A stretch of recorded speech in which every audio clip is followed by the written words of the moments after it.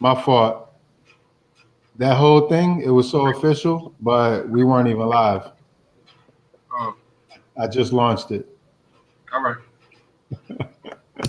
So for everybody who was waiting, apologies. I thought I pressed the go live button, but all I did was do a fancy video. So we were just talking about schools reopening and what that looks like in New York and what it looks like over here in Massachusetts on the island. So yeah. Yeah, you said that by April 28th, that kids will be back in school 5 days a week and meeting their 5.5 hours of Mhm. required. And I just said that I think that that's just the attempt to get kids back into the normalcy of being in the building, uh, specifically over the break, because like we said in the beginning of COVID, what's going to happen is that you don't necessarily need to be in the school, and so if everybody feels that way, if you don't start to do things to rope people back into feeling like you need a brick and mortar, then what happens to the business? And so I think like that they want to get kids and parents feeling like you need the brick and mortar still, which I don't know if that's necessarily the case. Mm, mm. Okay, yeah. So, oh, all right. That's how you're saying what's the what why I had a brick and mortar where we can go ahead and direct distribution Amazon this thing, huh? I mean, I think I mean, Betsy DeVos before this was even happening. Betsy was DeVos was the one talking about school choice and providing families with vouchers. And so I think it kind of aligns with what was already being planned, but now it just wipes out the infrastructure, the business of of public school. You know what I'm saying? And so I think that nobody wants that to happen because it's generated from from these brick. And I do think brick and mortars are important. I don't necessarily think that like I think community centers may be more important brick and mortars than actual schools, depending on Mm, I think kids I think kids do need to be in brick and mortars. I don't know if they need to be in school mm. 8 hours out the 8 hours out the day. If they can have a brick and mortar spot where it's conducive to helping them get through their online learning. I think parents would be real comfortable with saying, what, my kids, I'm not bringing my kid back to school, but I'm going to enroll them in this after school program or this program with this nonprofit where they will help him with his schooling, and that will be the brick and mortar he goes to. But I don't necessarily, I don't see why he needs to go to your actual school. So maybe that's what we need to do. Maybe we need to lease a space, a large capacity space where we could house students who could relate to people like us and help them get through whatever they need to get through. But two things I wanted to ask. Number one, what did you have for breakfast today, dear sir? So I had a plain bagel with cream cheese and a Okay, coffee. plain bagel with cream cheese and okay, because you, one of my, a couple of my students today, y'all just crystal clear, poised. I'm sitting here like daylight savings didn't smack you across the face and No, steal I your did. bike. No, I did. This morning I was late. I could have jammed me up. And then yesterday and then Sunday it jammed me up because I had interviews for SOF that weren't happening because people were late to them because like it kind of hit them up, so kind of jammed up my rest of the day. But ultimately I got here, and so Yeah, but it you know, definitely. because yesterday for me was just the energies. It was just crazy. Like a lot of people was tripping. It was yesterday was wild. But then, so I expected class to be, rambunctious or whatever. But for the most part, either my students were checked out or they were completely locked. I had a couple of students that were so locked in today. I was like everything I intended for the lesson plan to hint towards, like to be a longer lesson, it was just like boom. That's what it means. This is how we were going over Langston Hughes poem, Theme for English B. I don't know if you ever read that one, Yeah, I never read but that. it's a weird poem, but it just left a lasting impact on me. He starts it off by saying, the instructor said, go home and write a page and let that page come out of you, and then it will be true. And so he's already starting kind of a metaphysical way by bringing the instructor into the assignment. Rather, most people, you tell them that, they're not going to say that you told them that in the assignment. So he did that. And then he said, I wonder if it's that easy. Like, I'm 22, I'm black, I live in Harlem. Like, I walk across the park, across St. Nick, 7th, 6th, and I live at the Harlem Branch YMCA. Like, I live at the Y. I got elevator up, and I sit there and I try to write this letter.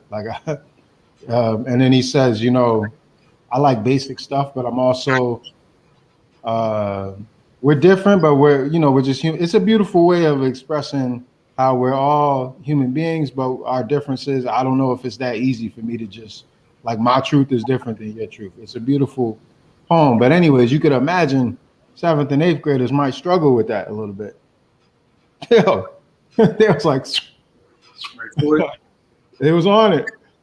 A couple of students. That's why I asked them as well. What did you have for breakfast today? I ate something that I didn't. Anyways, it's funny because my first class was like totally opposite. Like it was like pulling teeth. no, my first class was a dub. The Yeah. dub. Yeah, Oh, my yeah. class is a dub too, though. So and it was like pulling teeth. And mind you, my first class was in the afternoon, so it wasn't necessarily they had to be up early to whatever. So I didn't really know what it was because we was talking about code switching. And we used the framework of the Meghan Markle interview to do kind of like I didn't want to talk about something that was a little bit further away. So over the pond, the issue over the pond, I thought that maybe they could see some things in retrospect to what they've seen in America in front of their face, but see it in a different kind of royal way. But systemically, it's the same thing. And so we was talking about code switching. There's a picture. So we had already started talking about it, but then a picture came out from an England. I don't know if it was a tabloid or actual paper that depicts.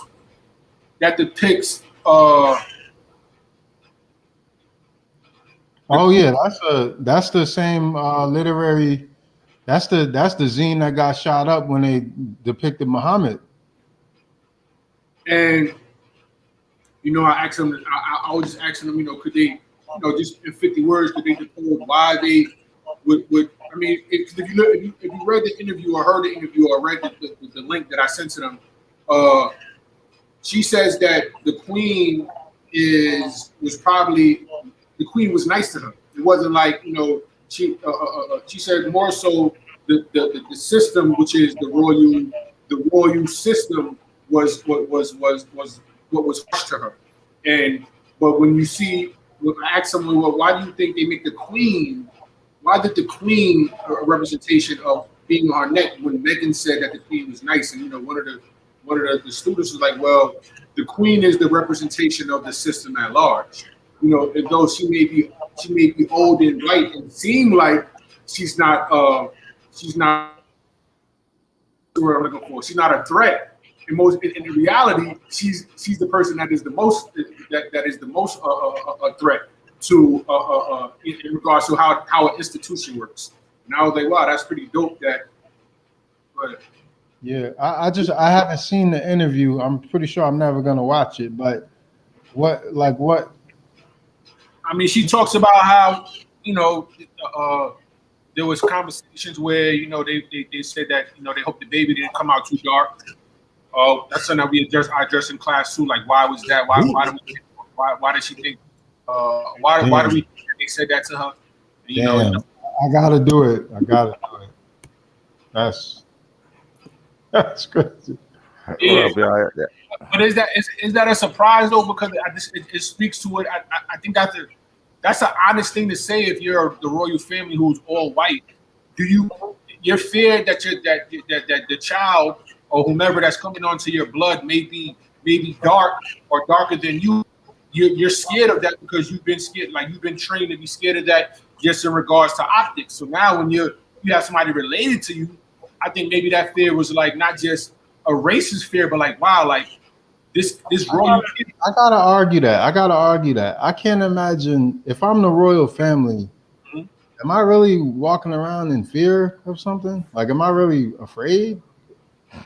I mean, I think you're more so afraid of the legacy that is gonna. I don't. Yeah, like you don't want your legacy to be too black.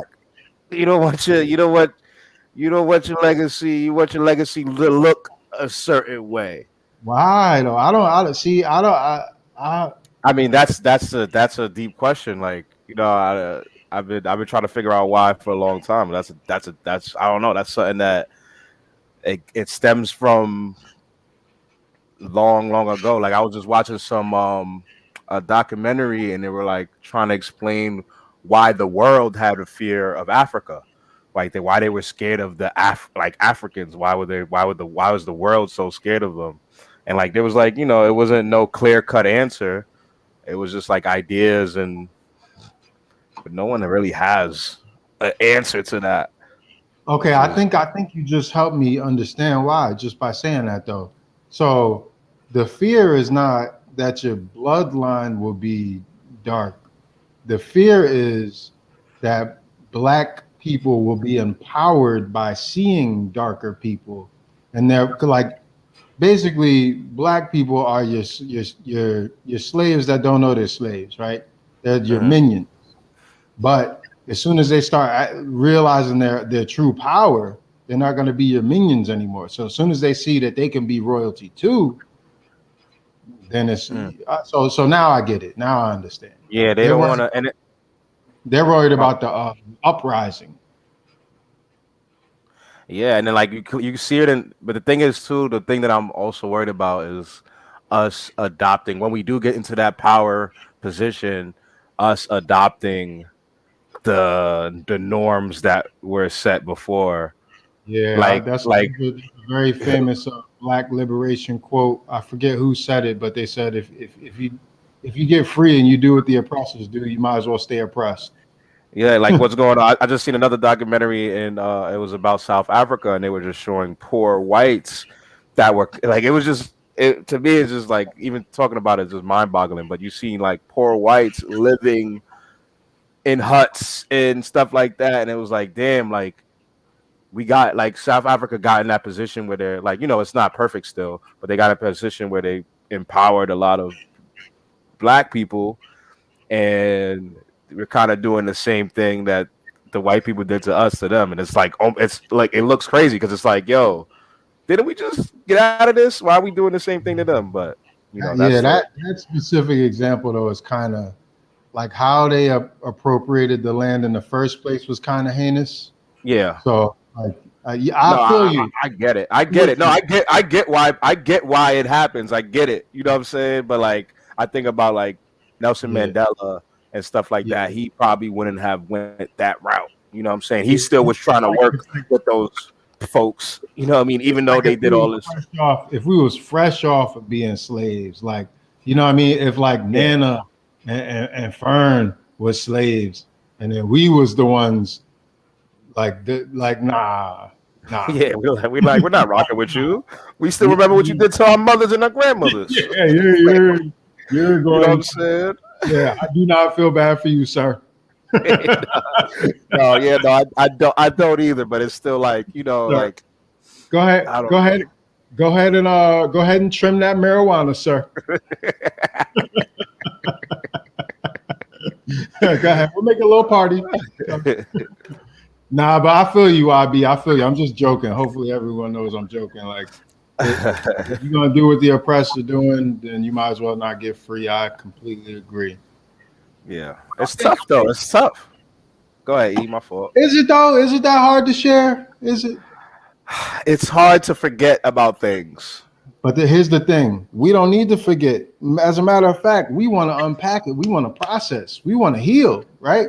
That's our thing as educators. We don't want to forget. We want to. We want the truth is healing. The problem is the truth is still trying to fight up out of all this murky bull that people keep covering it up with tokenism, lies, and not connecting people to their true history and usury. Think about it, man. There's so many examples from uh, you pick an arena, you pick an institution. I can show you another arena or another institution that's doing it the right way. The only difference is truth to light, truth to light, and then moving in the shadows and doing dark stuff. Like banking in Christian white societies is all about usury. In Islam, you can't even really charge interest. It's just considered like dirty to charge someone interest. Like, what are you getting? How are you making money just because you had money to give? Like, you give that money, they give you the money back. Like, that's how it should work. You shouldn't get interest. You know what I mean? So it's just a whole different cultural, a structure of values that from one end to the next, it's like some people choose to move in honor and light, and some people choose to move in darkness and trickery. And like we're in the land of darkness and trickery, bro. Like we're dead in the middle of it.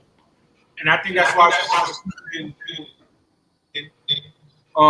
because we're talking about this whole Megan interview, but the reality is that like, yo, Prince Andrew is still being investigated for being a thief, right? And so I don't know what happened. Oh, that was the whole Epstein thing. He was on Epstein's island, and he was cooking the book. He was on Epstein's island. Who's that? He was cooking, booking, and filleting wild young things. And there's a pan seared and all of that. And there's an actual picture of him in one of the Prince Edward.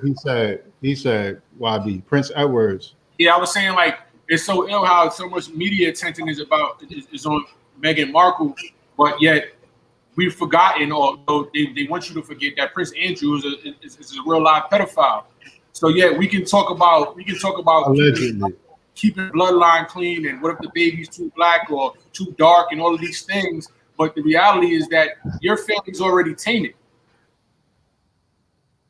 We should care about in regards to humans and to care about the things that actually matter. Like those are not things that you guys really hammer home in regards to the human plight. So like now all of a sudden like there's all this backlash for Megan because she spoke out against some systemic issues, and I don't think that it's a mistake that she's biracial, and part of her biracial identity is black. So it lends itself well to distract from the systemic issues that they're facing over there that we're facing over here. They're parallel. You know what I'm saying? And when given the opportunity to try to get us off course, and I could argue that, though I think it was important, that Oprah interview, I didn't hear any talks about, in regards to women, like black women of power or protecting women or protecting black women, or protecting young women. Like we're talking about their royal highnesses, then you got to talk about the way they set tripping. And if you're not addressing that in an interview, though it's centered around Meghan Markle, you kind of part of the issue. And I know a lot of people have been trying to come at Oprah, but I think that you got to address all of those things. How do we feel about racist? How do we feel about Oprah? Are we I'm confused, man. Oprah, you can't really knock Oprah, man. The way I see it, man, the way I see things, if you black in America, I can't really knock you for how you move because it's so confusing. It's so confusing that I'm like, you know what I'm saying? I can't knock anybody that's black in America. So it's so confusing just being black in America and like even like me, right? I keep it simple as me. I'm not Oprah, right? But like simple as like who I should be dating. I'm confused about because it's like, yo, damn, like so imagine Oprah. She's a successful black woman who's not married. I don't know if she's married actually. I don't know.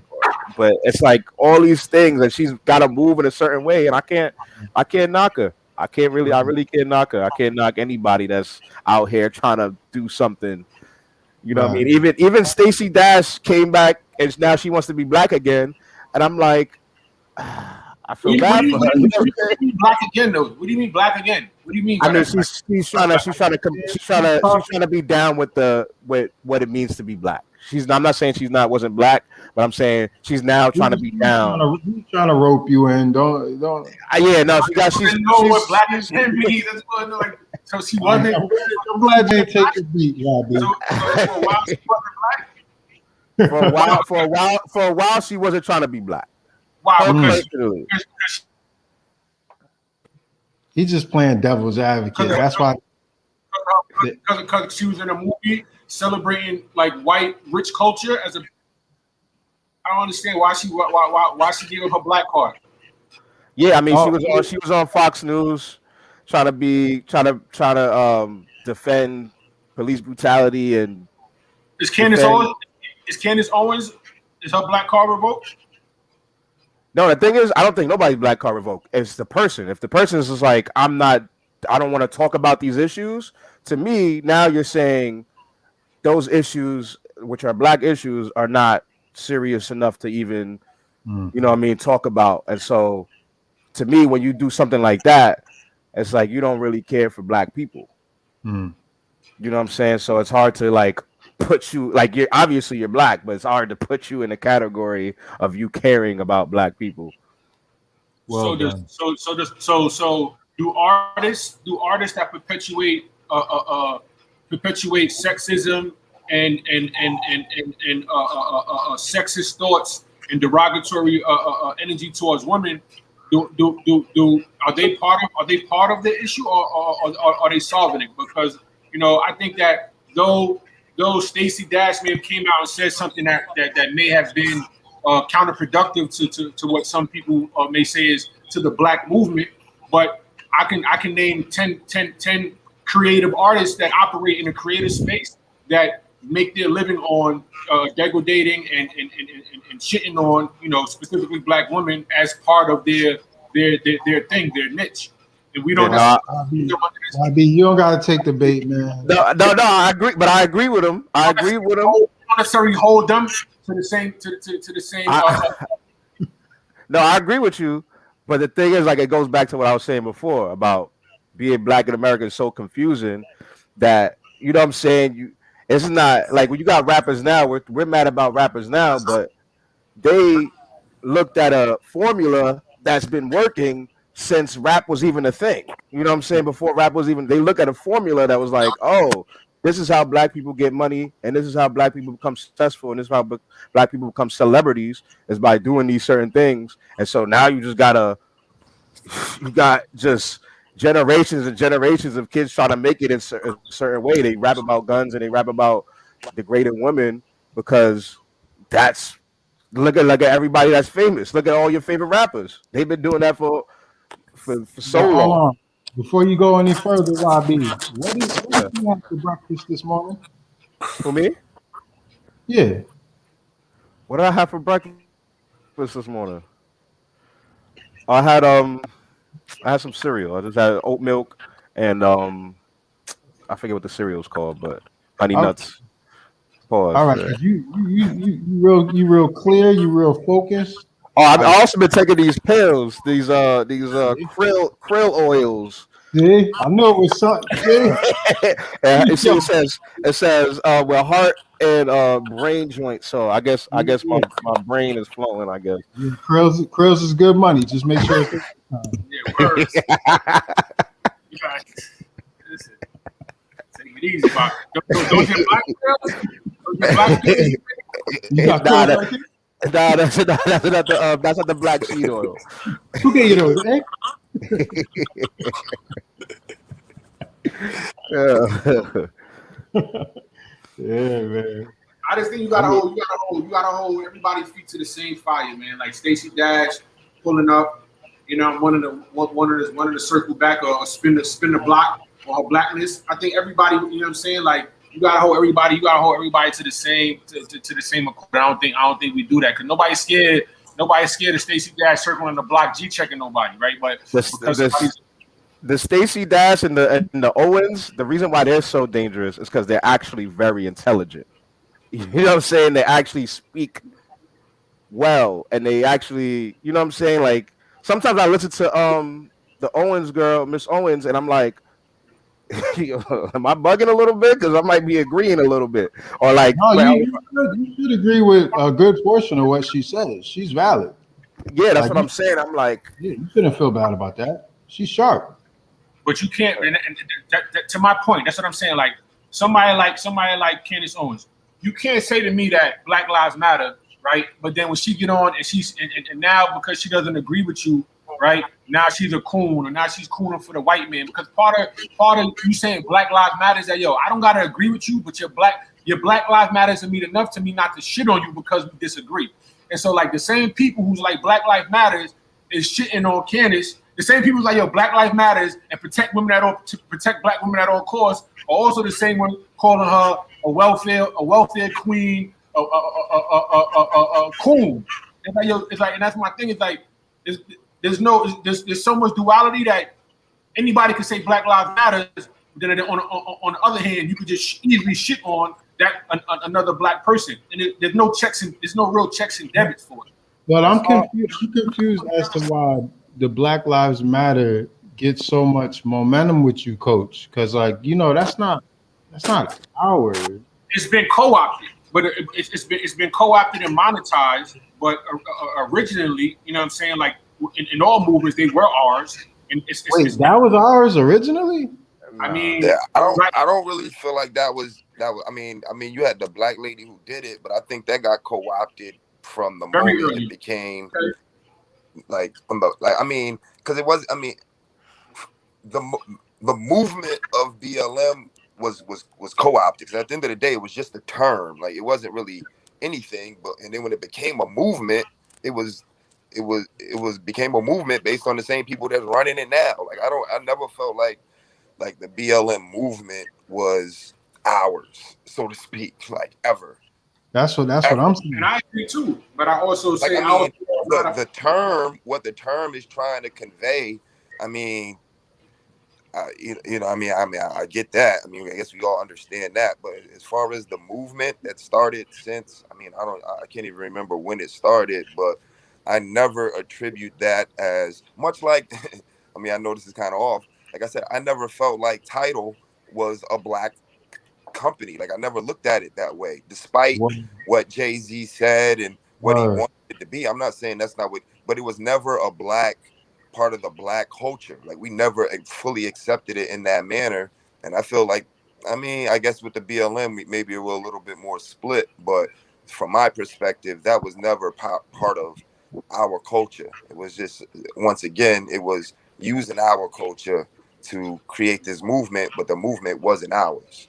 And even though, and like, even though we don't agree, right? I might not agree with a certain black person, right? We also have to look into like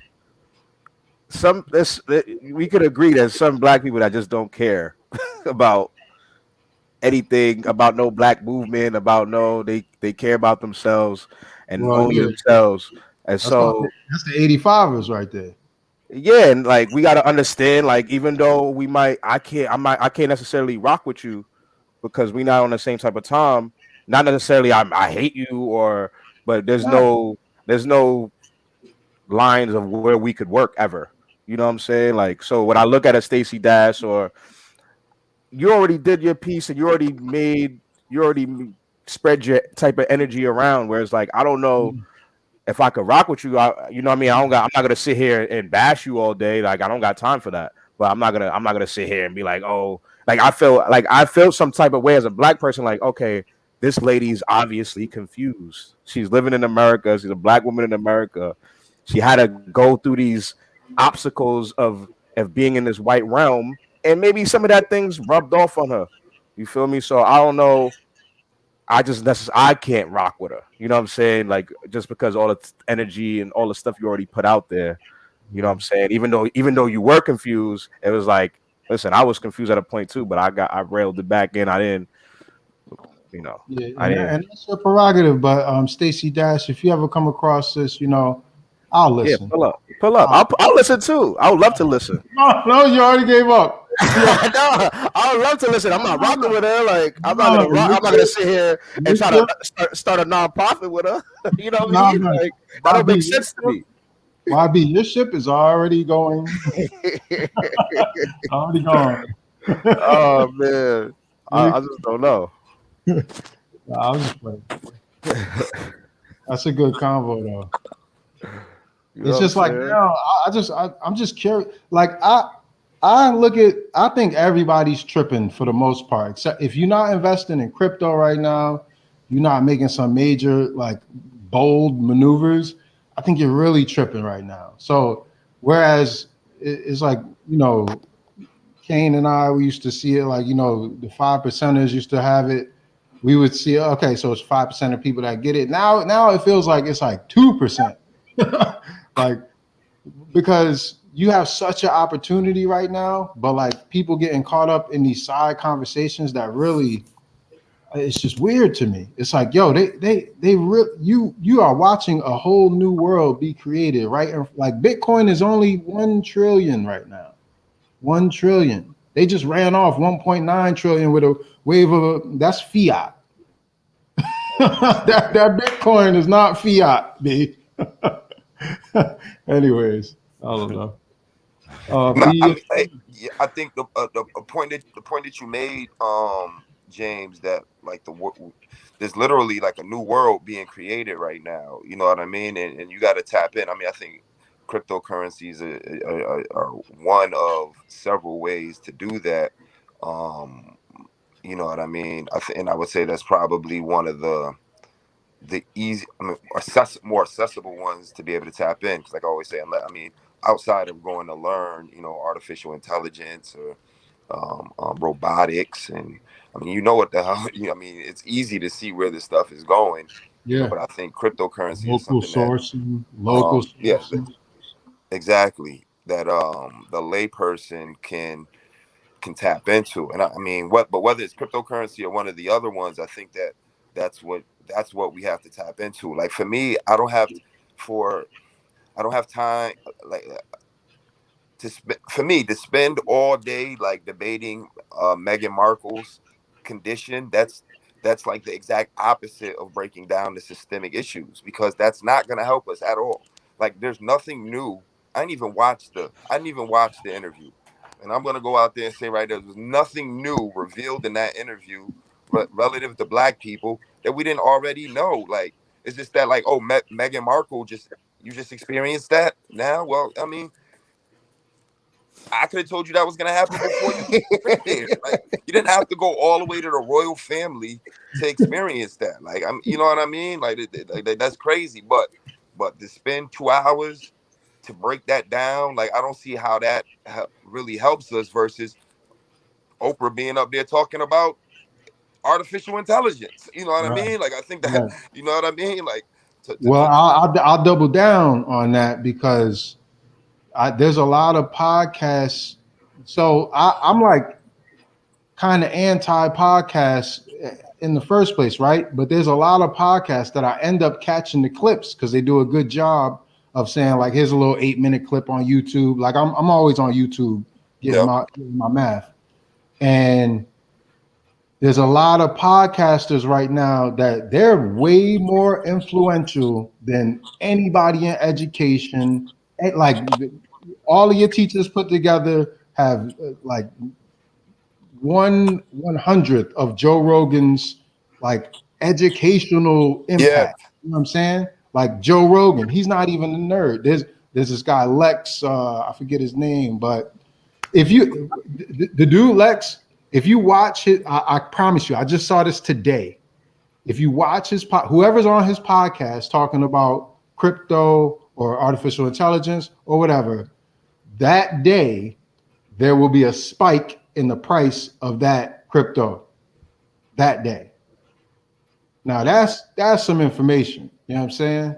Like that day, I just saw it. This dude was on there because from my perspective, you just telling me another name. I don't know nothing about I spent all my time doing the research on the first 10, but then you pop up there and he's validating you. I see a 15% spike before I even see your interview. I'm like, oh, this dude's influence is moving markets.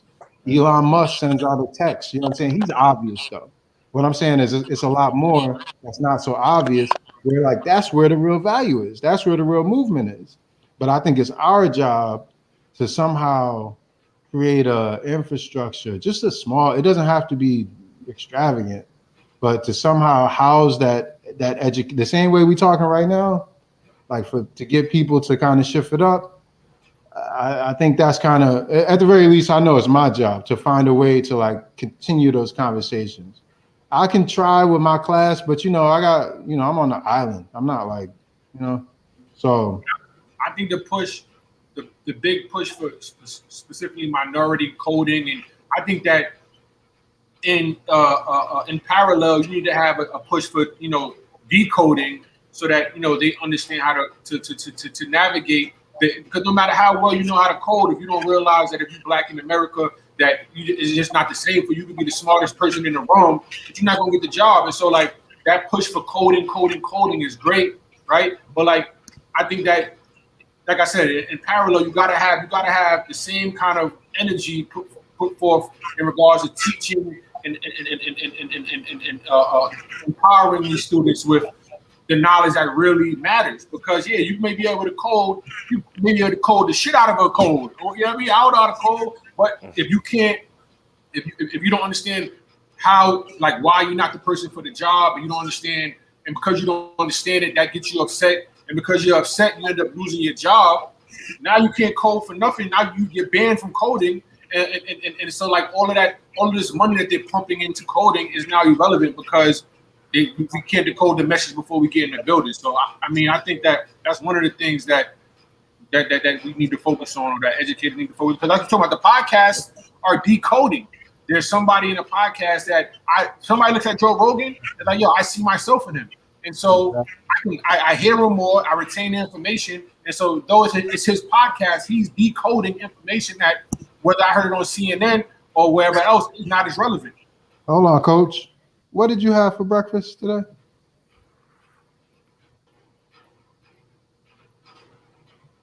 Coach? Yeah. What did you have for breakfast today? I had a bagel, a plain bagel. Yeah, I'll be right back, fellas. All right.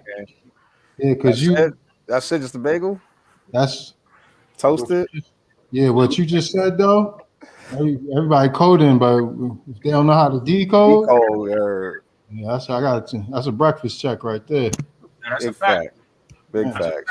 But I think that's by design, right? Like, I think even if you teach somebody, here's this new business, and we want to empower Black kids, we want to empower Black kids to code, but really it's like, yo, you want to empower Black people to work. You know what I'm saying? I wish I could move your camera just a little.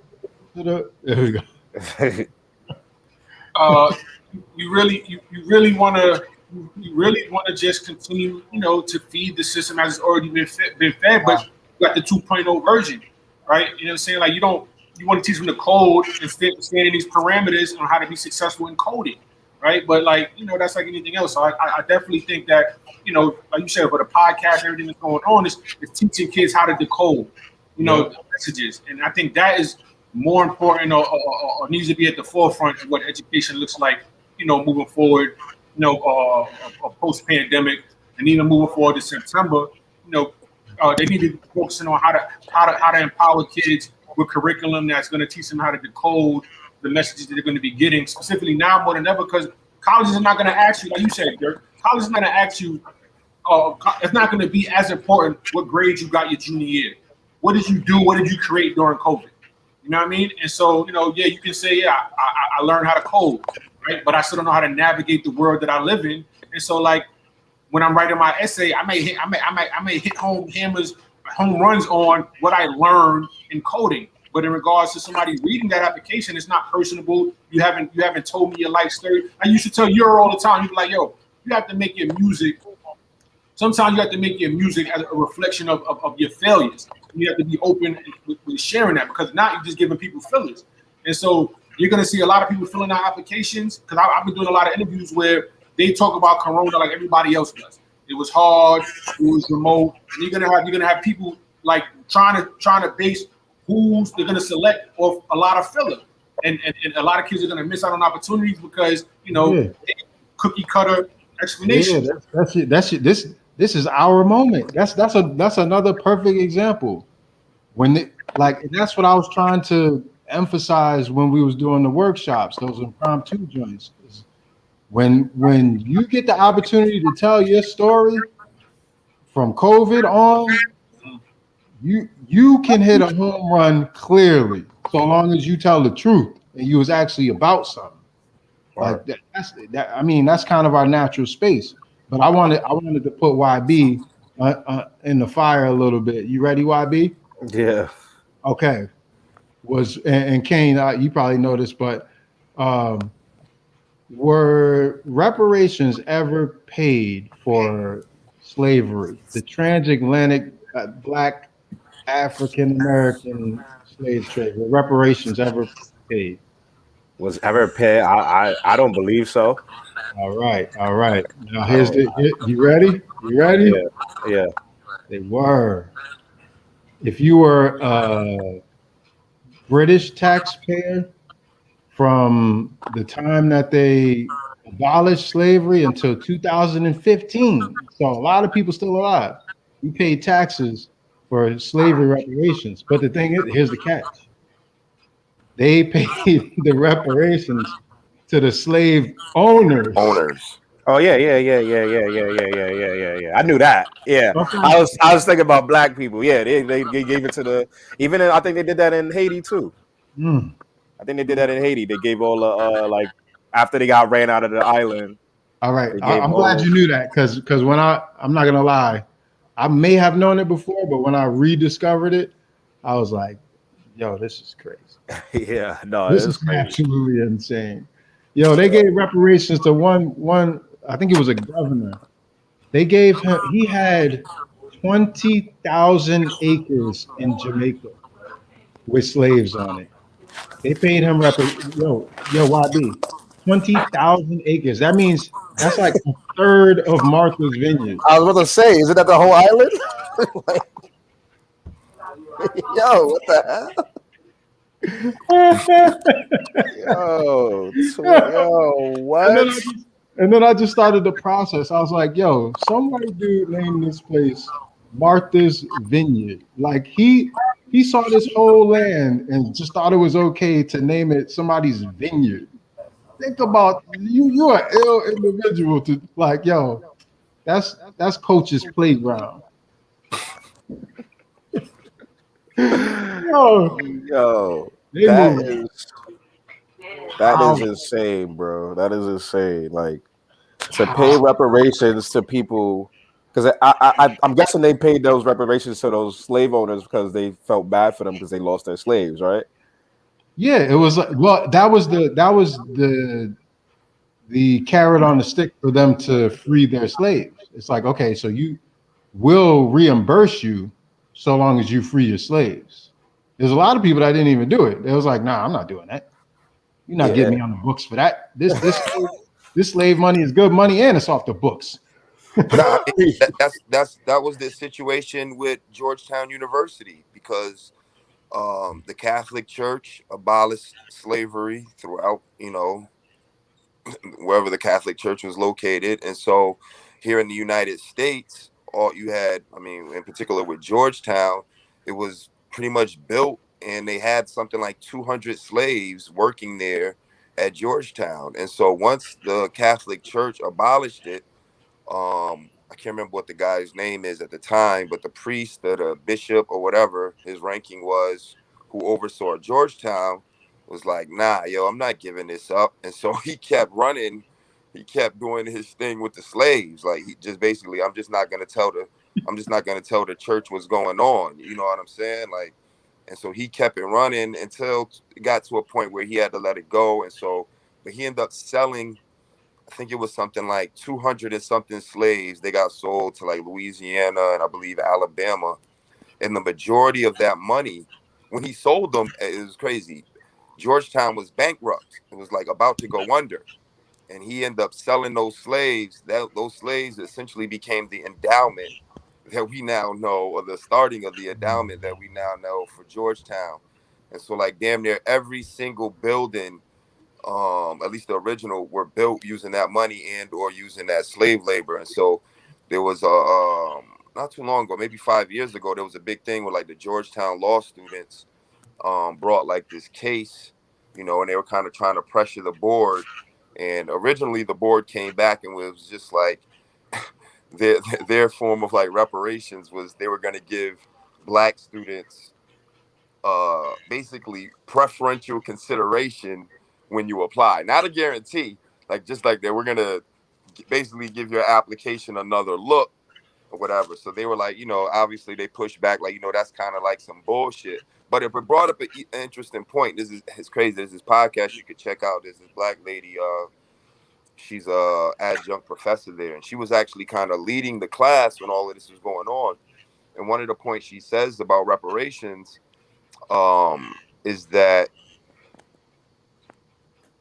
they're often divisive amongst the people that are getting them. Because so what happened is in her class, you got to think she got a bunch of black lawyers. It's like, yo, let's figure out how we're gonna get this done.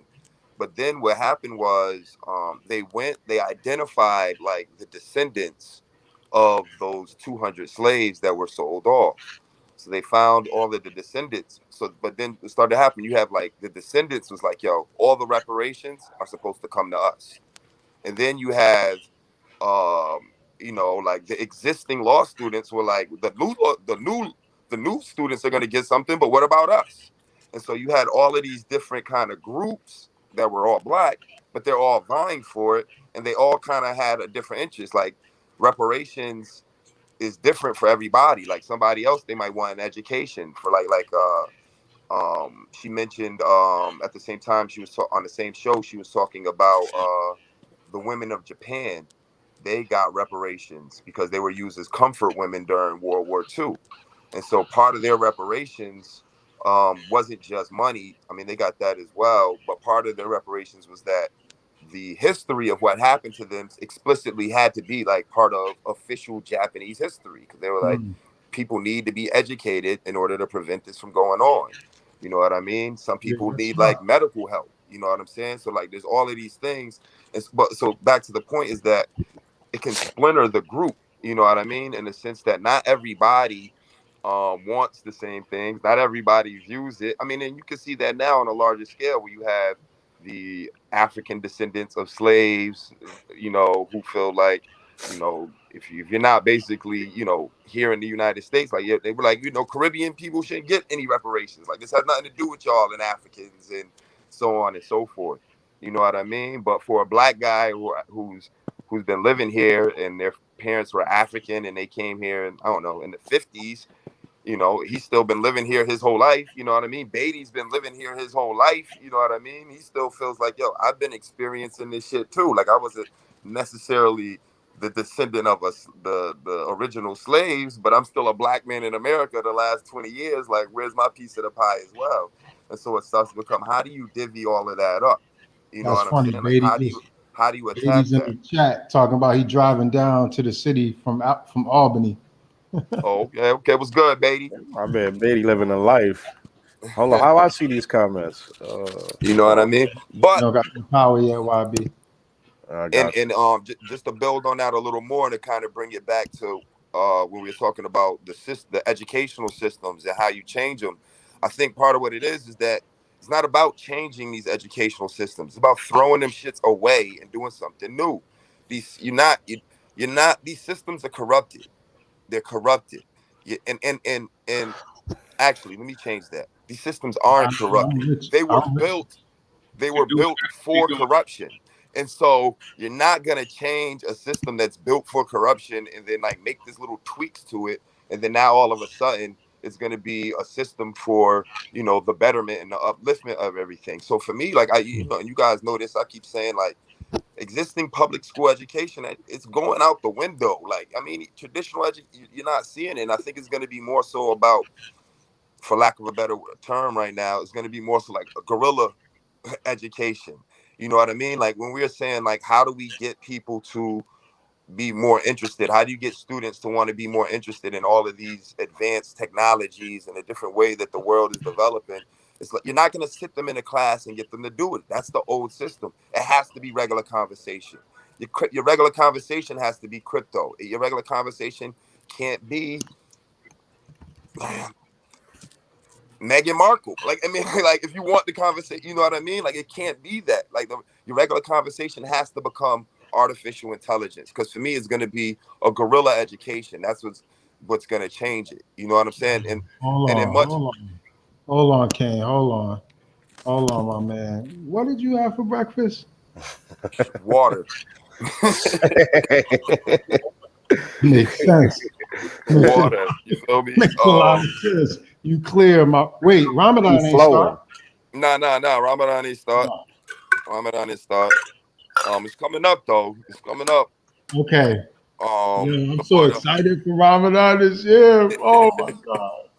Oh, you know what I I mean? never thought I would be saying this. That's crazy. Yeah, remember, you know, the thing is, like, you gotta dive into that fast whenever you feeling it. You can dive into that fast this week. You know what I mean? You Yeah, I don't gotta can't do wait. that. I can't do that. I got wait, my shit is set up. But trust me. I respect that you saying that to me because it plants a seed. But like at this point right now, I am on 5,000. Like I need I every feel you. calorie. You know what I mean? I need every little bit. Hey, Uh, listen, not knowledge itself is key. You gotta know when it's right for you. You know what I know mean? myself. But now to bring that the guerrilla education to the reparations piece is that most people who get reparations, one, reparations is a common thing. Like, in addition to the slave owners, like, reparations is given. It's only here in the United States where reparations is sort of like a dirty word. You know what I'm saying?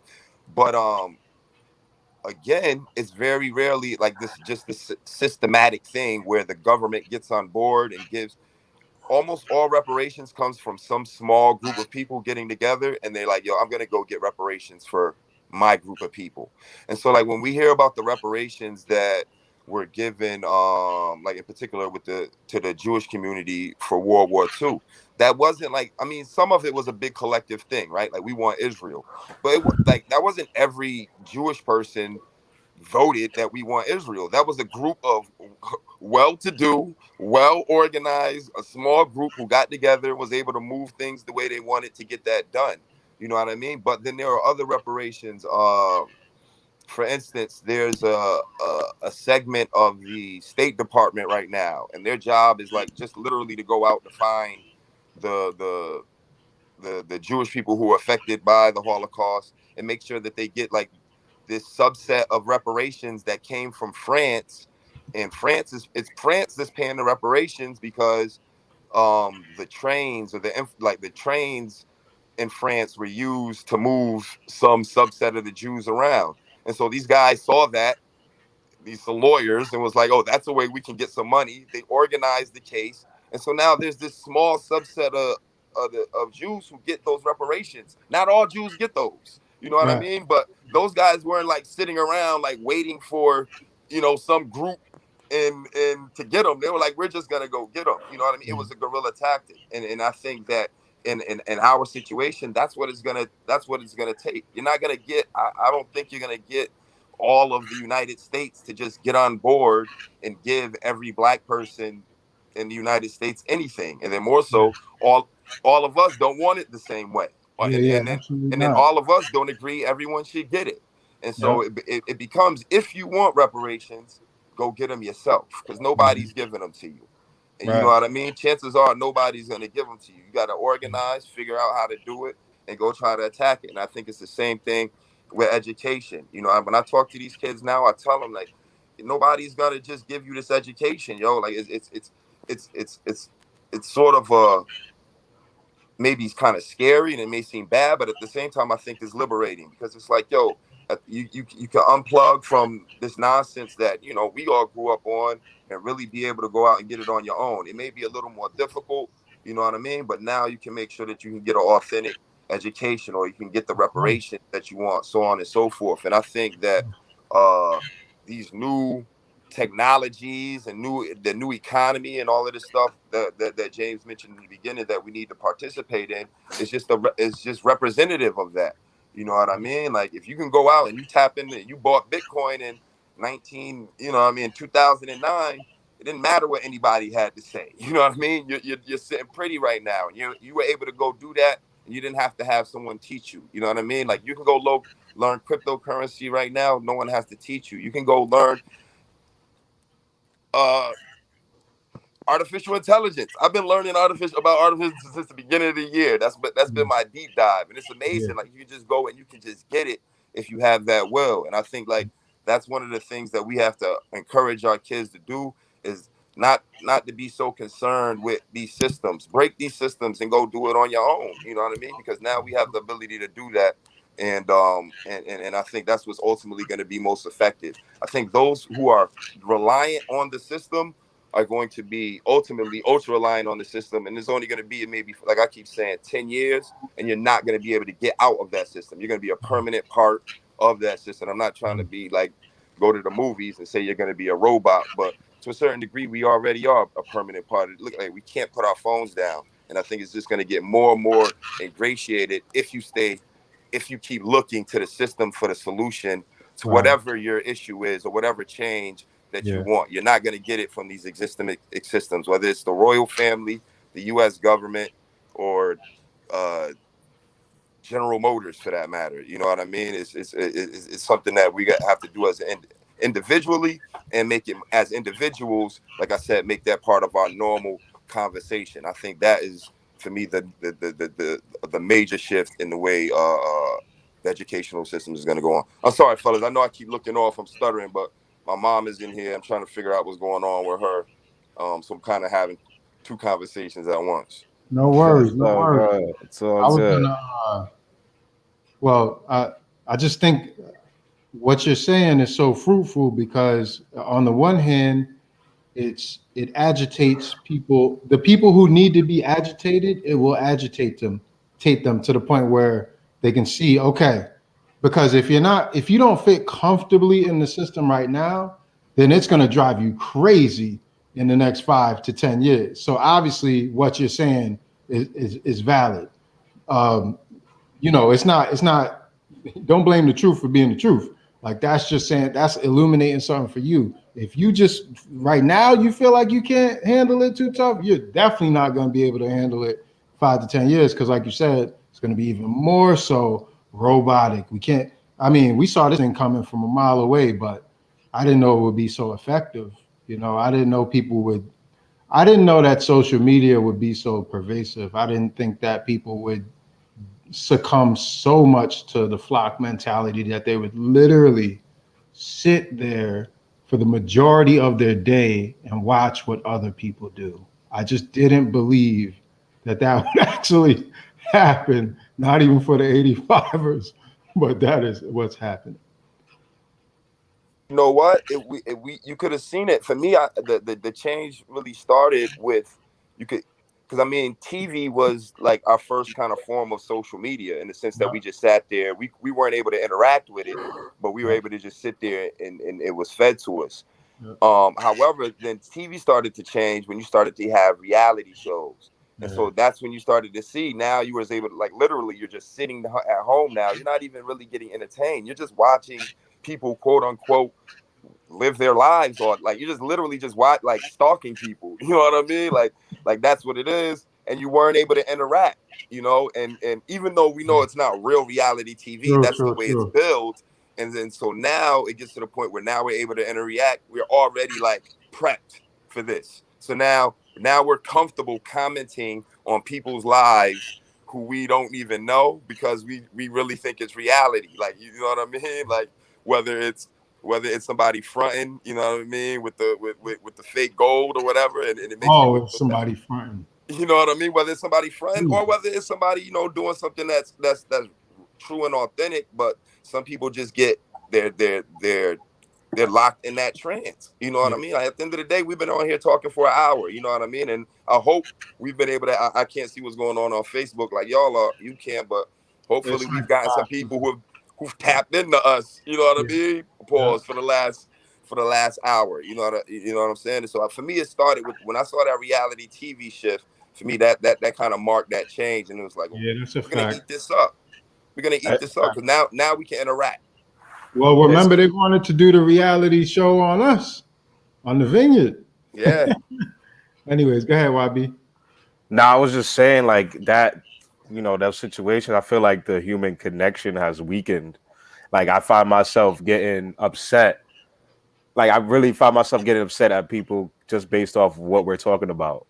I'm like, I really don't want to talk about Kim Kardashian and her divorce. Like, I really want to talk about what's going on with us. And you know what I mean? I really want to talk about how you're doing, what's going on in your life, and maybe we can have a conversation and help you out. So I find myself, like, honestly, I've been not really social as I used to be because I'm just like, what we talking about? Like, what we talking about here? If it's not nothing really, it doesn't fill my soul. I'm just like, certain things that celebrities do, I can find, like, you know what I mean? When I can find something in that where I'm like, all right, we can relate this to what's going on with our lives. But for the most part, I'm like, I don't really want to sit here. I find myself doing it anyway because it's like, if I don't engage in this conversation, I'm just gonna be staring at you.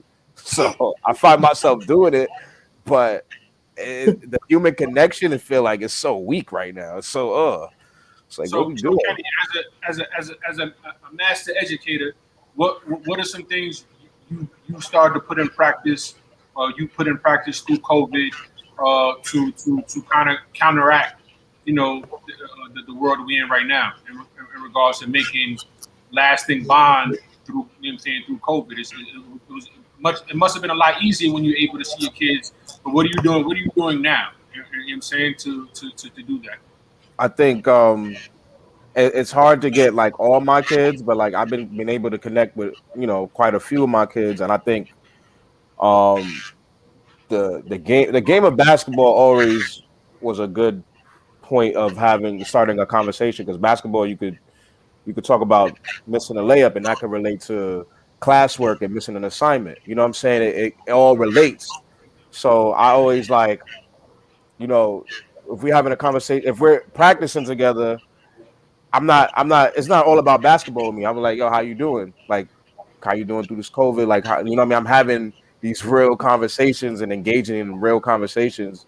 And we're not always talking about basketball. It's always about like, when I train my girls, my girls, they love to talk about what's going on in their lives. So I make sure I'm listening and engaging and giving them sound advice, you know what I'm saying, that can help them go through this whole pandemic. Because it's to them, like for me, I just feel bad for them. It's just crazy. But just engaging, whatever they like, you got to figure out how to connect with them and then connect and relate that to what they're going on with their lives. What's going on with their lives. That's the best. That's the best way we could do it. Now. What happened? I said, with Illis talking about students, like I spoke with Michelle and Kiara on Friday, and so I asked them, I said, "You guys excited for school next year?" They was like, "Coach, this is a dub. You're not coming back." I said, "For real?" They're like, I said, "Coach, honestly, like this Zoom for me, it fits my life. So I can get my work done." She said, "I'll be able to get an internship or get a job, getting money. You know what I'm saying? I can prepare myself. I can prepare myself for college. Talking about the things that we've done during COVID. The shake the Zooms and whatnot." She's like, "Why do I need to be in the building with people that mostly I don't like? So I don't necessarily want to be around." But and so like she and the list went on. So I was like, all right, I get it.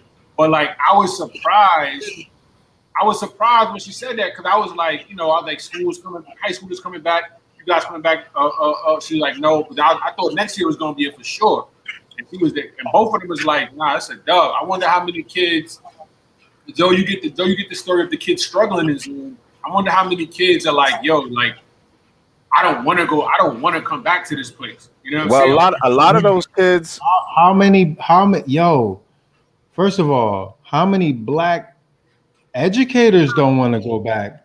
And then how many black students? Because really what you're talking about is, are you really connected to this community or not? That's what you're really Mm. talking about. So So, so I had a my fault to cut you off, James. So I had a meeting with Tom Sokol, and we were talking about the policies or whatever with the racial equity group, and he asked a very ill question. He was like, damn, I can't remember it, but he was like,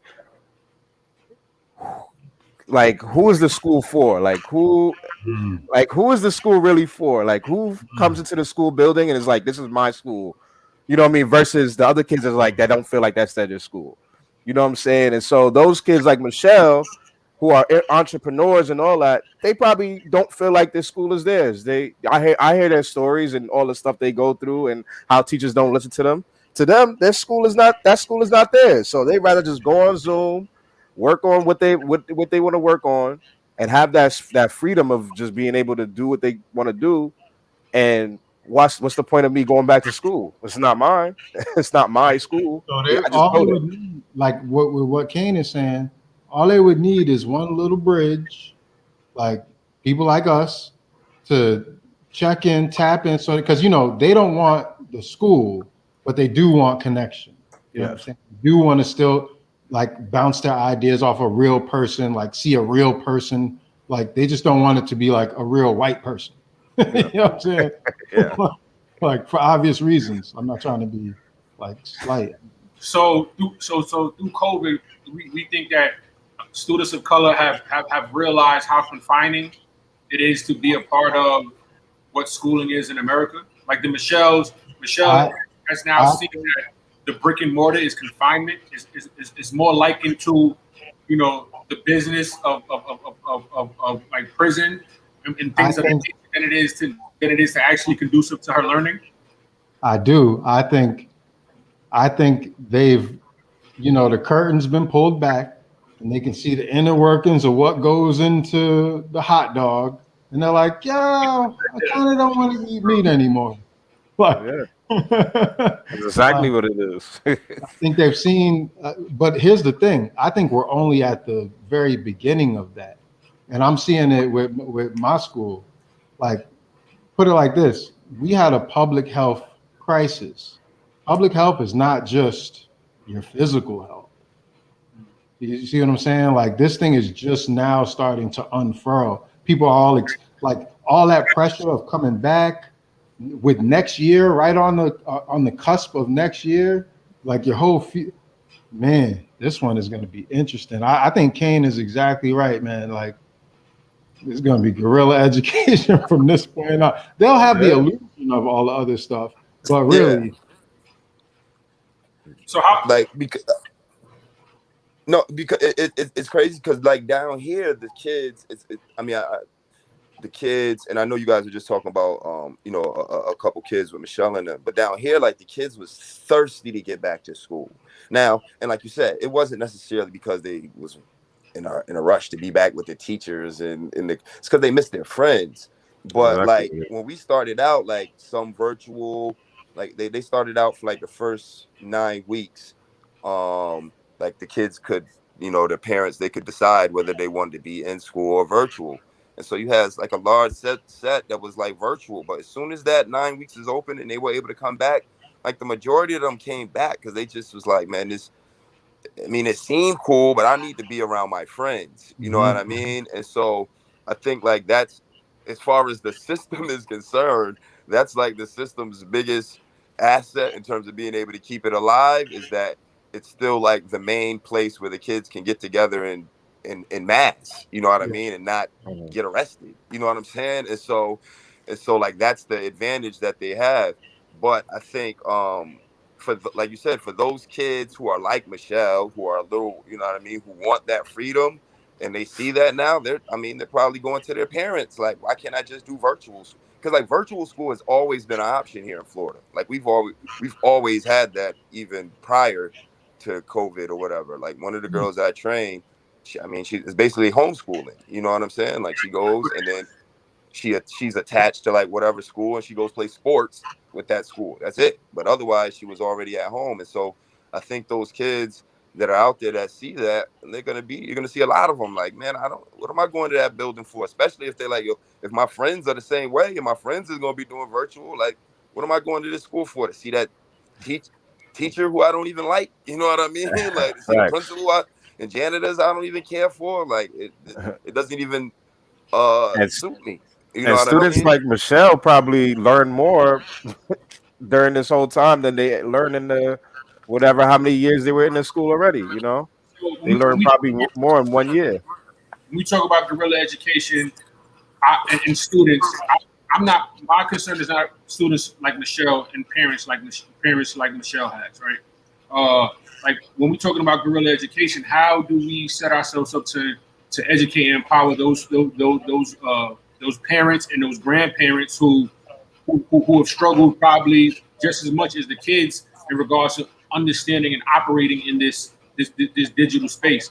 And then my second question is, when school comes back, kids who are, at some point, kids are going to have to get vaccinated, and so the kids who don't get vaccinated are not going to end up going to be able to opt back in, and so like those kids are now marginalized. So how do we how do we support the kids and the parents who are not likened to being to being successful in what guerrilla education looks like? Got to get this, like, you got to get out of the school because they're not coming. I mean, because one, we already see the parents aren't coming to the school. And Yeah. so, like that's one of the things I always say. It's from the school system's perspective, and when they say, well, you know, we need the parents to do more, you need the parents to do more, right? And so, like you said, they're speaking to those parents who obviously, for whatever reason, either they're incapable or they don't care to do something. And so, but the way to change that is not going to be to tell them to come to the school. They're not going to come to the building. So if you really want to change, you're going to have to go to the project. I mean, we know that. Like, you know what I mean? Like, you got a kid who's, you at some point you got it on your team. You know, I might have to go pull up at this dude's house in Brooklyn just to, you know, talk to his mom. You know what I'm saying? Because whatever, you know, we know some parents are scared to come to the school because it feels like jail to them almost to a certain degree. They only want to be in that building if it's they're only there when it's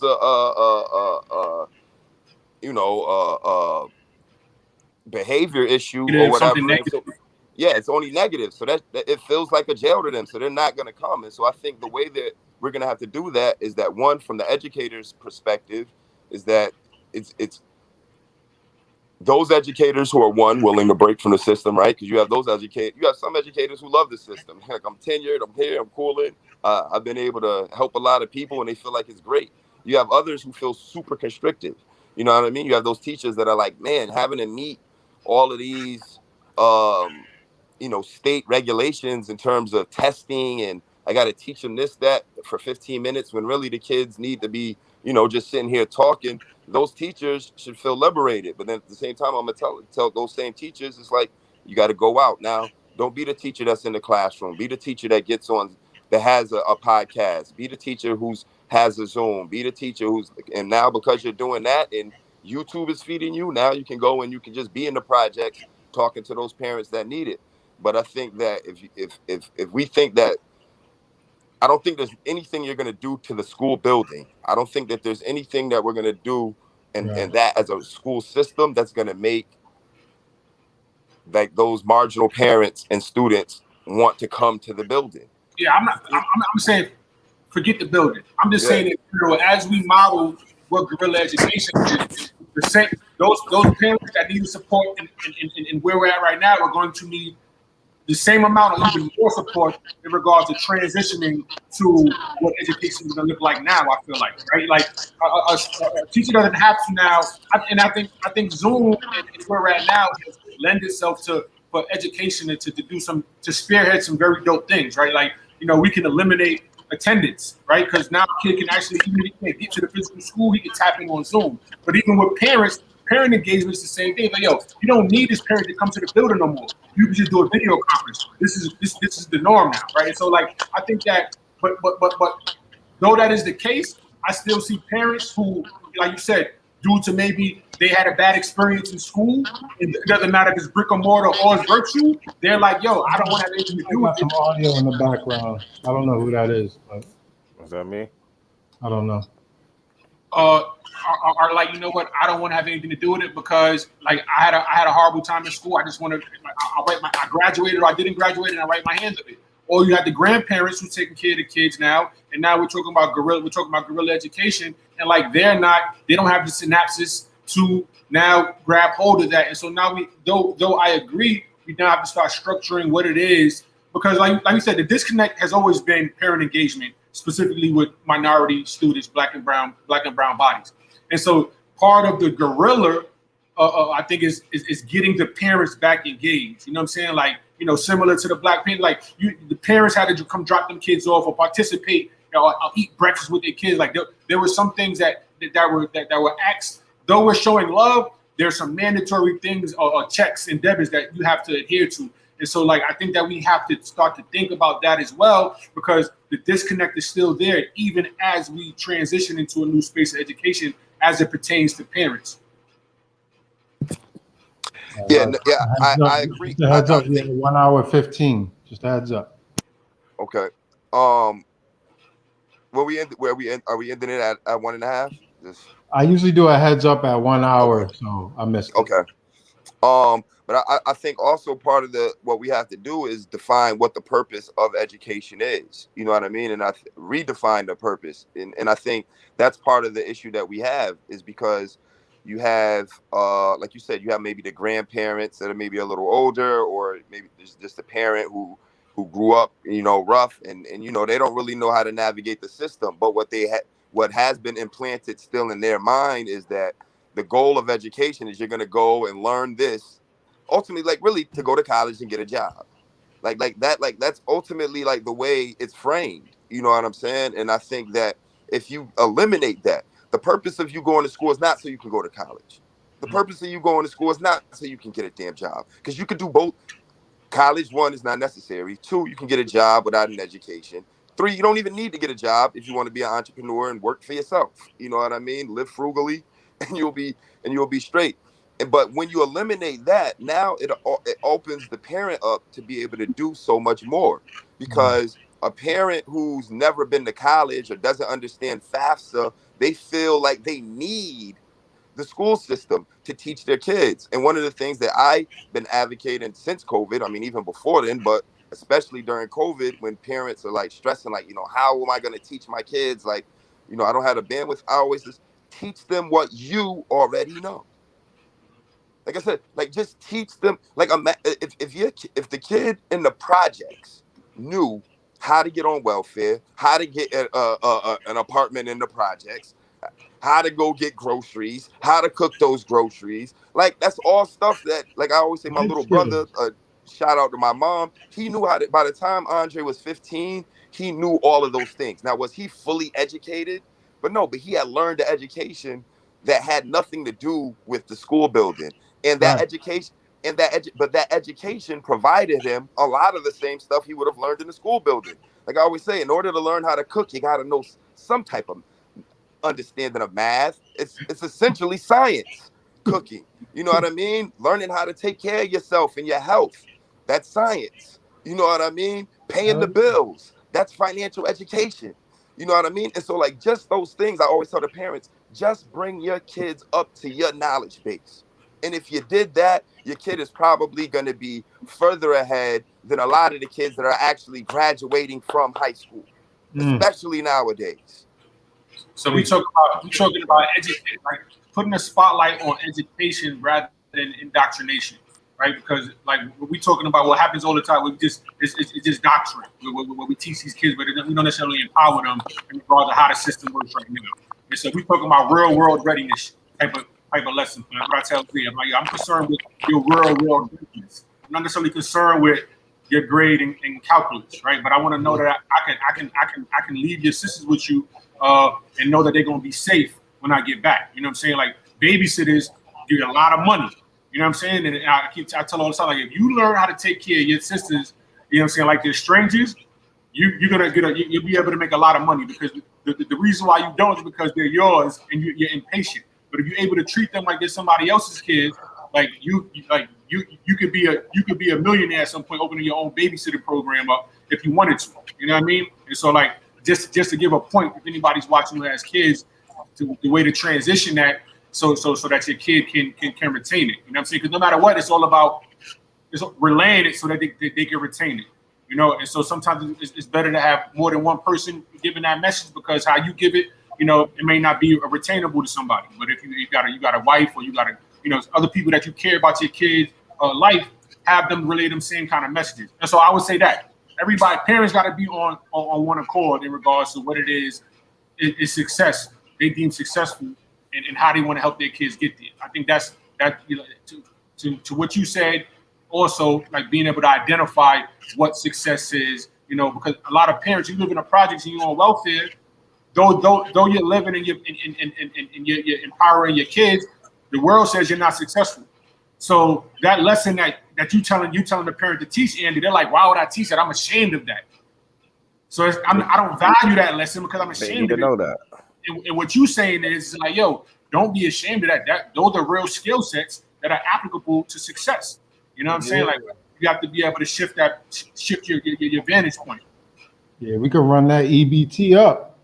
Yo, listen, you gotta do what you gotta do sometimes, man. Like, that's funny that Kane said that, man, because it's like a lot of parents, they're not teaching their kids what they know. So then you got these kids that just now they gotta teach themselves how to get it.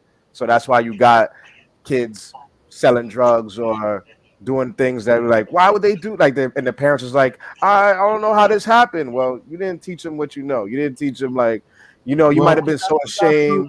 People are so stigmatized. Exactly. Like that's the whole knowledge of self thing. People are so stigmatized by what makes them. They don't even know that's their superpower. It's like you're surviving. You're surviving right now. A human being because you dealt with food stamps. Like you have a gangster because you dealt with food stamps. Like, Facts. And you're surviving, bro. You're surviving, literally. But you know, that's the trauma, right? That's the trauma. So even if you take that woman's son, right? Take her son.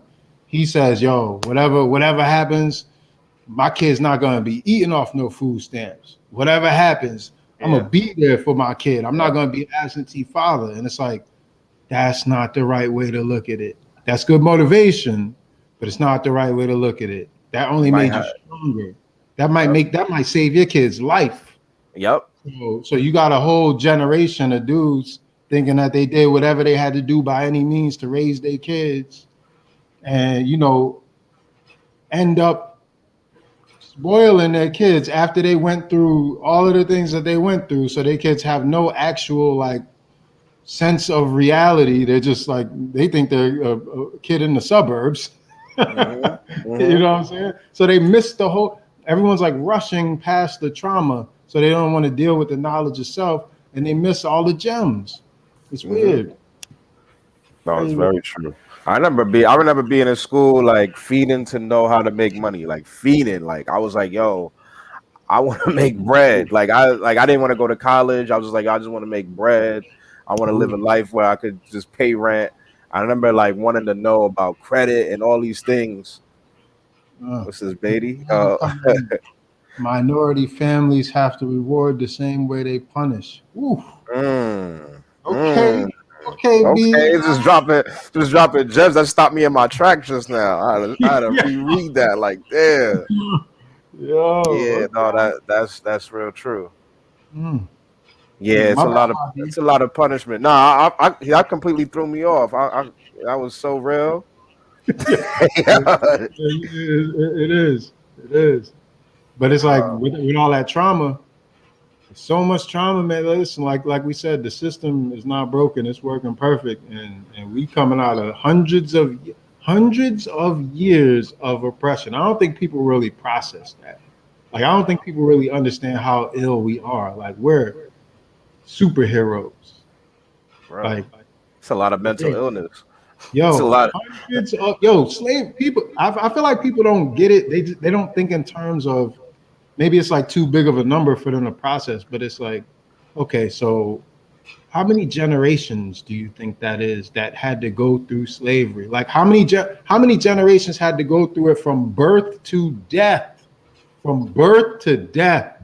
That's like, whew. That's a We are fact. That's why I said we're superheroes, but we also like the mental aspect. We're so confused because yeah, it's yeah, confusing, right? yeah. Like Yeah. I was watching a Joe Frazier interview, and I was like, he was still holding a grudge on Muhammad Ali and stuff like that. Rightfully so, right? Rightfully so. Well, I'm like, all right, rightfully so. But I'm like, damn, these guys were so mentally like they just were so like, you know what I mean? They wasn't looking forward. They were still so stuck. And I was like, damn, bro, you about to be 80 and you still got beef with this man like it was yesterday. And the man can't even talk. You know what I'm saying? Well, he's not alive now, RP. But at the Yeah. time, he wasn't. You know what I mean? He could barely talk. He could barely do anything, and he was still talking. I'm like, damn, man, that's just a history of just you could tell, like you could see how slavery played a part in that and those two. You know what I'm Yeah. saying? Muhammad Ali being, calling Joe Frazier a gorilla and Joe Frazier saying that he was too light skinned. And you could see, like, you could clearly see that slavery right there. And you got Yeah. these guys fighting against each other. Like, it's confusing.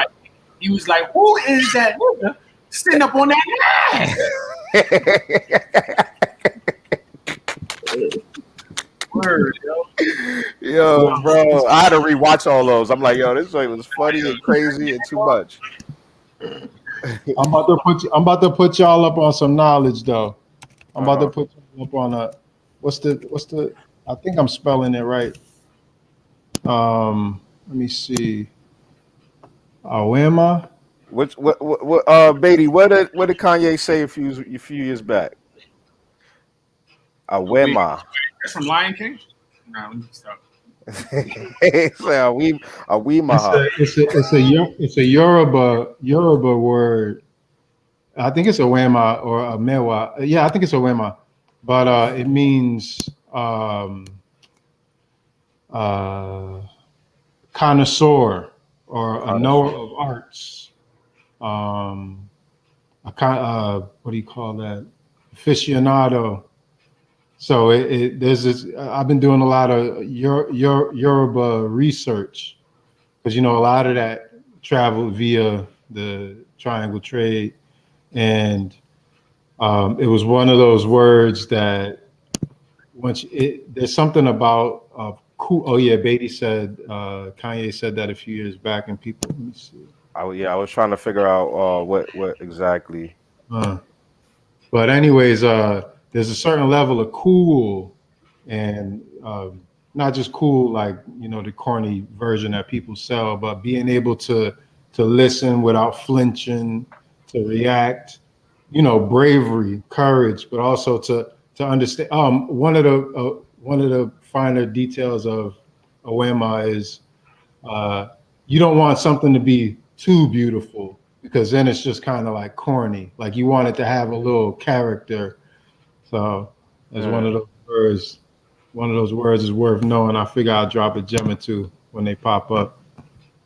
That's dope. How do you pronounce it? Oema? Awema. So the connoisseur of the arts, the knower of the arts. Yeah, exactly. Got you. Yeah, is Beatty tapping in from the Shadow League? I don't know what's going on. He's Beatty, in the chat, with 49. I think Beatty. I think he's driving or something. I was trying to figure out what he meant about what Kanye said a few years back. He was saying that word. Kanye said Oema. Oh, okay. Got you. Yeah, man. Can't educate from a place of fear. That's I mean. We was talking about that last week. And signing off. Can't educate from a place of fear. And I think that, we was talking about it in frame of teachers being like they don't want to come to school because they scared. And it's just like we don't have to specifically as black men but black educators we don't have to. We just can't say we scared to come to work. So you scared to come to work? Imagine you just tell your boss, I'm scared to come to work. Like what? What that got to?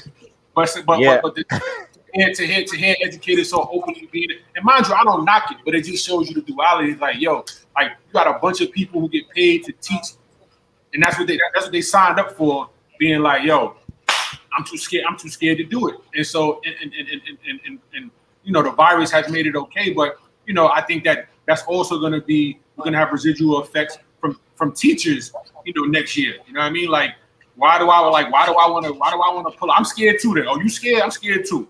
And so, if you get some of your best teachers who now want to say, you know what, I want to opt in to being able to play this card because I can now, and I can't get mad at them. Now, what does that say for the brick and mortar, right? If there's less Kennys and less James in the building, or less Canes, you know what I'm saying? It's like, yo, I want to opt into being able to have. I want to play Michelle's card. I want to be like, you know what? I can do my work from home, and now I have a bunch of time to nurture and plant and water the things that I'm passionate about. So, deuces, I'm scared. You know what I mean? Like, it's a very slippery slope.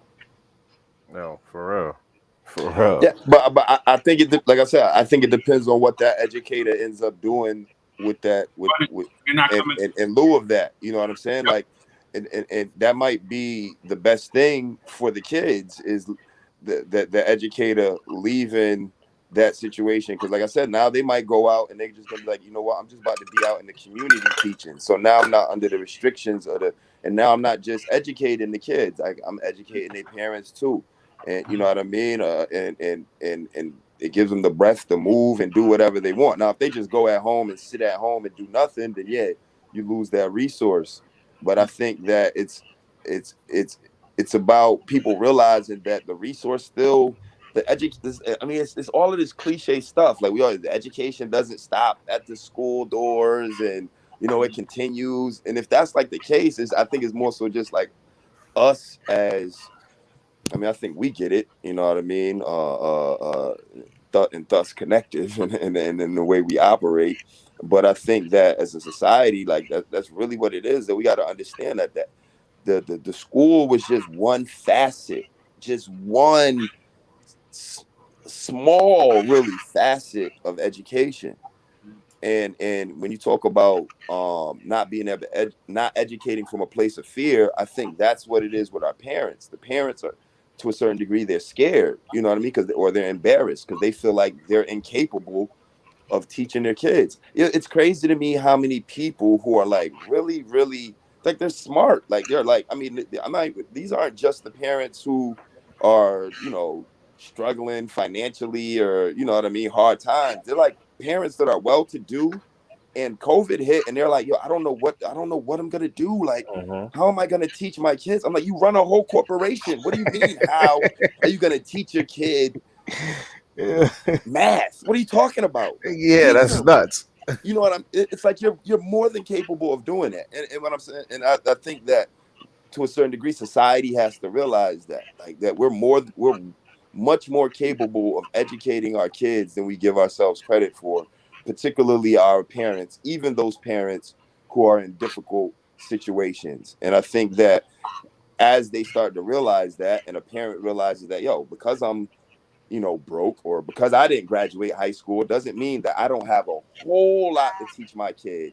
And as the parents start to own that and start to come into that and lose that fear that you mentioned, Ian, now they're in a position where they can actually start educating and, like I said, teach the kids what they already know.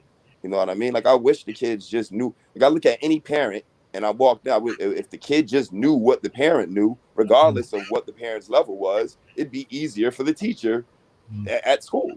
You know what I mean? And so, and that becomes the guerrilla education, because now at this point it's not structured. Each kid is gonna, to a certain degree, gonna be getting a unique education. You know what I mean? But it's gonna be something that we know that's more important than just the general information. But that bond is already there, because now they're getting the information from somebody they live with, or somebody, you know what I mean, their parent or their brother or their cousin. Like, all of us have the ability to educate anybody in another way. And then once we start to realize that, now it's a guerrilla education, because the students start to say, I'm going to go learn from Michelle. I don't got to go learn from you. I'm going to go learn from Michelle because I know Michelle has something to teach me. Just like we say, I'm going to go, we do it. We learn from the OGs on the block. Like, we know that. Like, there's an intuitive part of our culture already. Like, yo, I can go talk to the OG. He going to put me up on some game. He's not a professor, but you know that there's some life experience that he's going to put you on to something that might help you get the bag. And it's crazy now. If you look at, and you know what I mean? Like, you look at your mom, even though, like I said, your mom is still paying bills every day. You want to learn financial education? Go learn how to pay the bills. You know what I'm Yeah. saying? And guess what? And in doing that, you're gonna learn 1 + 1 is 2, and you're gonna learn some other stuff as well. You know what I'm saying? And so, I know I'm kind of going on and on. So I'm just gonna I cut it think there. I think it's ill because I think math is a good subject to focus around because, like, in regards to when we think about how people look at education, because math, outside of what they say we need to learn, once you graduate high school, you got a calculator. So in a brick and mortar, it's like, yo, you gotta learn how to do this. You gotta learn calculus. But in all reality, it's like once I get out of school, I'm never ever going to use this. And then when I get to college, if you go to college, I'm forced to take another statistics class, even though I may not even. My major has nothing to do with math because you guys say I need this. But in all reality, I got my phone. Most math that I'm gonna have to do, I'm gonna be able to punch. If I can't do it on my head, I can punch it in my calculator. But yet we're telling kids that you need to know this. You know what I'm saying? And I think that's a major disconnect. And like you said, being able to apply it to things that you're doing. Like your moms may not be great at long division, but your mom pays the bills.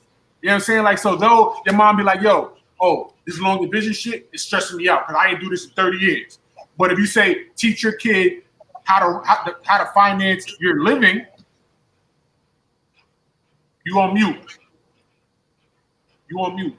I got to tap out. Gotta go check on Dukes. You know what I'm saying? But as always, a pleasure. Appreciate you. And I'll be with y'all offline soon. All right, Kane.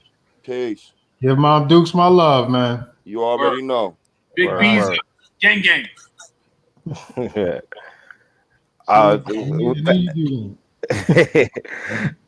add to what Kane's saying too, like just as much as I learned from the OGs, I really be learning from the younger ones. Like I really like tap in and like they really be putting me on to like what's your thought process and how you're thinking right now. Even like people are so mad right now because they're like, oh, Gen Z is so soft and they cancel Pepe Le Pew and all this, right?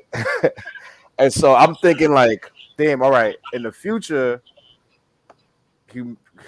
I think the main goal was supposed to be the main goal is for everybody to reach some type of euphoria. I don't even know. I can't even comprehend what that looks like.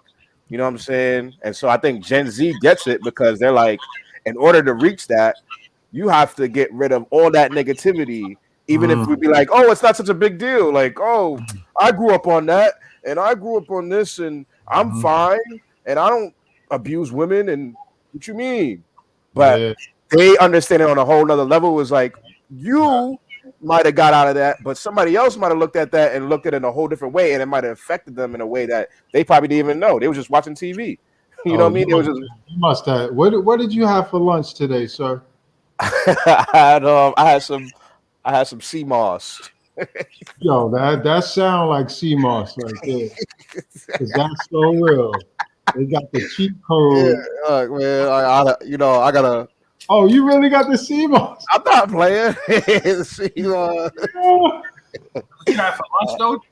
Nah, I ain't have it for lunch. I had that earlier, but what I had for lunch. I had I think I had a sandwich of some sorts. I forget. I gotta remember what I start eating now. Now that I'm on this, it just popped up. We're gonna switch it up. But Behind said college about who got the best memory and can cheat the best. Yo, that's facts. I can't see one flaw with that. Yo, join the frat. Yo, listen, when I went to college and I realized what was happening, because I didn't know my first year, I had no clue.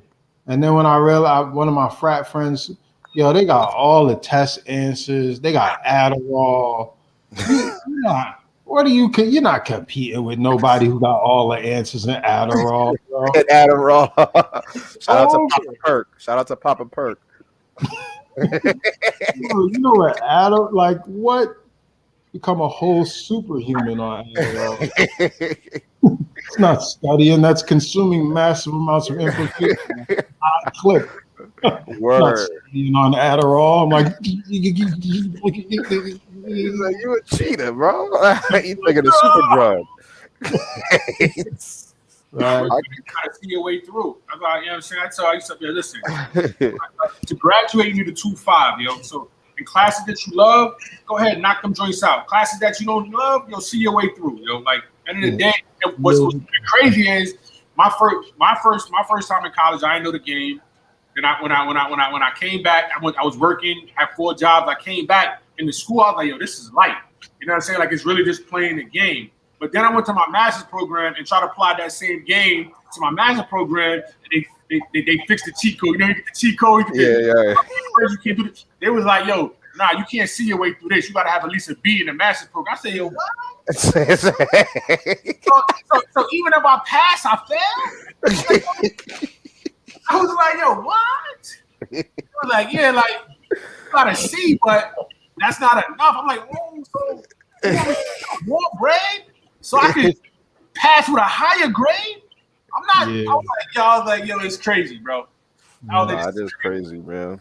I threw it on Super Saiyan in the Masters, though. I was just like, okay, the world will bend to my will. That's what happened. That's what happened. But yeah, we got the 140 mark, fellas. Yeah, good talk. That's a good talk. No cap. Yeah, that's a fact. Combo right there. That's a fact. If you plan to go to college, see your way through it. If you like the class, you know, knock that joint out. But don't kill yourself. You know what I'm saying? Over indoctrinated information you ain't gonna use. Hey yo, and don't feel bad if you don't want to go to college too. Yeah, bro, you don't gotta go to college either. College is a dumb.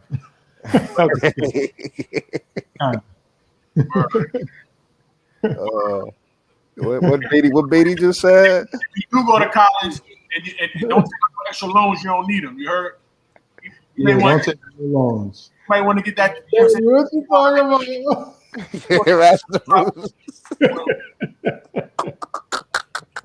Oh, Beatty. On that note, man. Oh man, Beatty! Shout out to Beatty, bro. He's a goat. Shout out to the Shadow League. Pick up your phone, man. I'm tired of first of all, Beatty, I'm trying to go to that yacht party, bro. What's up, man? I'm trying to go to that yacht party, bro. You want to try to look like Beatty? Yo, come on, man. Beatty living like a rapper, man. Yeah, they living that life, huh? I just want to see, because I saw a Beatty picture that when he typed in. I just want to say, back when I had the statue, everybody was making fun of me, but now it's valid. You can have a man, you can have a merce. You know what I'm saying? Like you can even put the Benny in your merce and be a thug for real. Like I don't think it's fair. When I had the little statues and what you call it, coach, what you doing? You got a perk. Now they got the full on mercies, yo. You too ahead of your time, coach. That's a fact. I don't like it. You was ahead of your time, bro. You should have kept wearing it. I left it alone. It's okay. I lead the mercies to Beatty. You know what I'm saying? And Mo. And Tank. I lead the mercies to the people who popular. You heard? I'm not popular like that. I don't want to be rocking no bursts. He said he out to Miami tomorrow. It's his birthday. He said you're a trendsetter. Yo, tell him wear a mask. Wear a mask. Happy early birthday. I don't care nobody say yo. Happy early B-Day, behind. Happy B-Day. Just cause you could pill horses though, don't mean you can't get COVID, right? Yeah, chill out, man. Beatty be wildin', man. I don't know how he live a wild life. I'm glad I missed all of it. All right, y'all. But when is your birthday? How old is he gonna be? That's a better question. Is it today or tomorrow? Tomorrow, I guess. I don't know. But anyways, I'll link up with him. All right, fellas. I appreciate the convo. Beatty turned 30? No, Beatty turned 25. Right? No. Beatty's like 26, maybe. Yeah, 26, maybe. I don't know. He went dark. He went dark? He lived dark. March 16th, and he's 26. 26, yeah. That's crazy. Beatty's 26? Beatty is 26, bro. Hosting a yacht party? That's wow, crazy. If my son is living a life. Wait, for real? He hosting a yacht party? Yeah, for real. I'm not lying. It's called the COVID cruise. Okay, baby. I ain't know. I got it. Oh, that's why you don't answer your jack. You pulling a tank. Okay. Copy. Got it. Do your thing, man. Live your life. All right, fellas. I love y'all. I love you too, bros. All right. Be safe. Wow.